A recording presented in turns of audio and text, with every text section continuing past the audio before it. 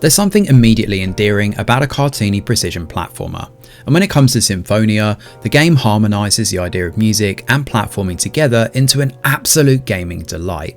With no combat, the game instead relies solely on player skill and developing your repertoire of abilities to navigate the increasingly tricky and challenging terrain. The story is a simple one, and it takes place in the world of Symphonia.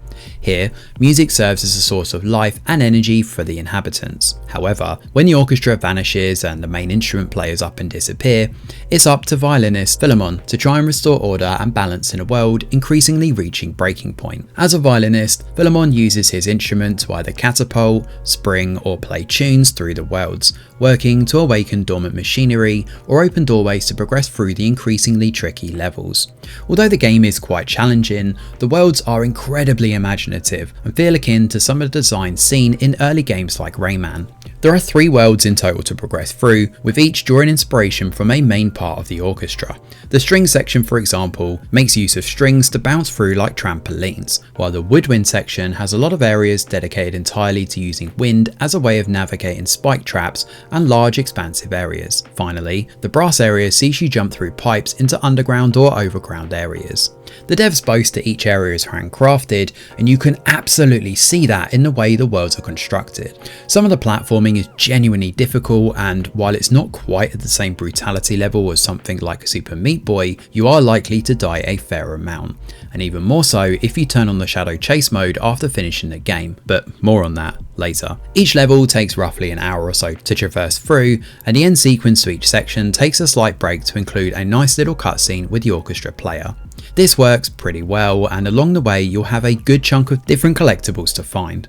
All the levels are sprinkled with song notes to collect, each laid out on a song sheet too, which is a nice touch. There are also teardrop auras to grab, along with the ability to reactivate machinery by playing your violin and restoring order to the world. This definitely adds a lot of replayability to the game, and those aforementioned auras are usually located in little rooms off from the main platforming sections. You'll need to complete these in one fell swoop too, and a lot of them will absolutely put your platforming to the test. Expect everything from grappling and precision jumps across the hitting buttons to distort gravity and move upside down across spike pits.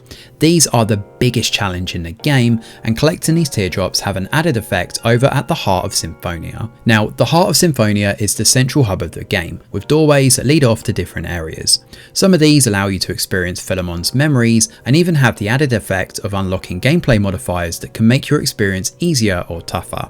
Early on, you get the ability to double jump, which is honestly a lifesaver here, and to slow the gameplay down, but later on you unlock much more interesting skills which I won't spoil here.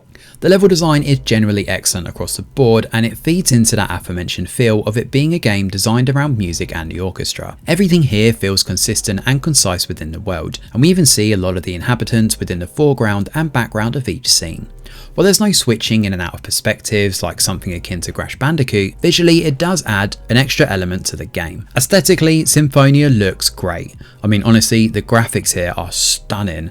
It makes use of its colourful visuals, and it's backed up by a distinct design and colour palette to each area. Setting the woodwind instruments inside the greenhouse, for example, allows a lot of dangerous flora to come to the fold, and seeing the blend of blues, greens and reds really helps the scenes pop.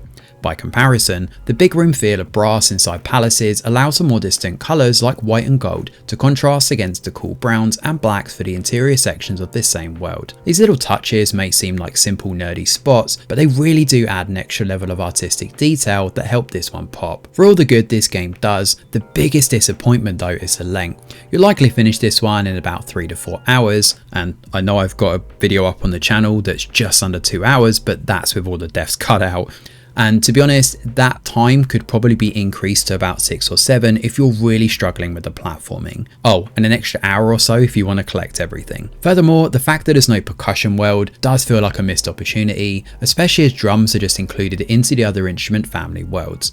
There's a ton of potential to expand, and hopefully some DLC in the future will gain Philemon more levels to navigate through. Now, you can go through and play with extra challenges once you've completed the game, and one of these comes in the form of the shadow chase mode. mode. This sees a shadowy version of yourself mimic your moves and chase you across the map with a few second delay. It's incredibly difficult and emphasises speedrunning across these worlds, and given as an achievement on Steam for finishing this one in under 120 minutes, that's probably as good a chance as any to take it. All things considered though, Symphonia is a pretty straightforward precision platformer, or at least as straightforward as a precision platformer can be. Its short length is really the only big drawback here, as the rest of the game is an absolute delight to play through.